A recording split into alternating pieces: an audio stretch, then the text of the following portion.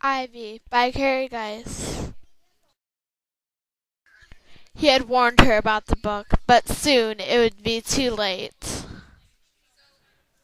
I wandered down the streets, wishing for another good book to read. I stared at the different signs as I walked past, wishing, hoping that one of them would have another adventure waiting to be discovered.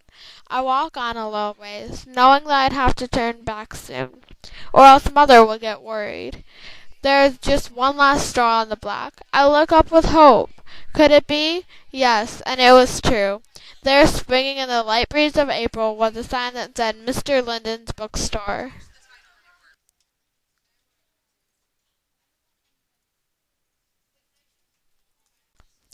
I rushed inside, my heart beating with joy. I just wanted one book and then I would head home.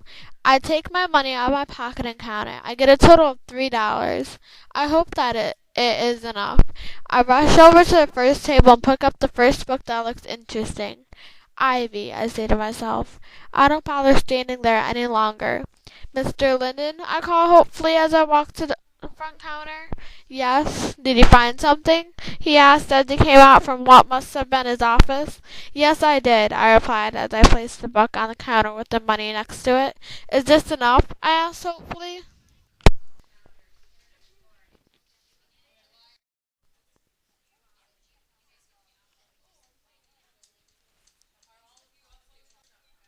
When he glanced at the book, he stared at it for a minute and then stared back at me. I'm sorry, but this book is not for sale, he said to me. I looked at him with desperate eyes. Please, sir, I really want it. Fine, but I warned you. He grabbed the money and shoved the book at me and roared, Take that thing and get out of here. I rushed outside, my heart racing with joy. I raced up the hill into my house. I rushed to the front door and inside. I'm home, I shout with glee. I get silence for an answer. Strange, I say in a whisper this time.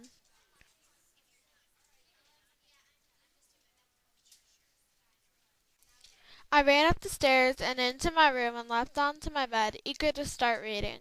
I get up to page 10 before I fall asleep. I dream of vines coming out of my book. I wake up then with a start. I look down at my book to see it coming to life. Mr. Linden was right. I shouldn't have bought the book, for it was cursed. The vines wrap around my ankles and up my legs. Help me, I scream. My scream just echoes through the empty house. The vines now wrap around my waist. I am a goner for sure, I think. The vines then started pulling me towards the book. My ankles and legs started to disappear into the book.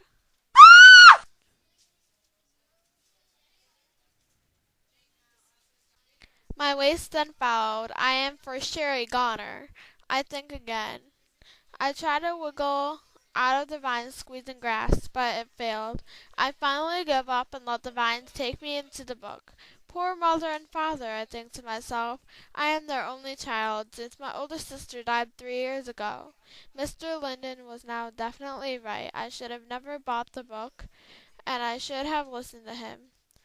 I thought as I completely disappeared into a vortex, still covered in the ivy vines.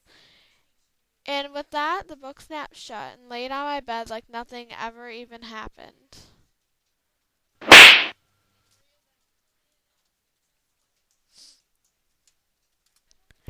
The end for now.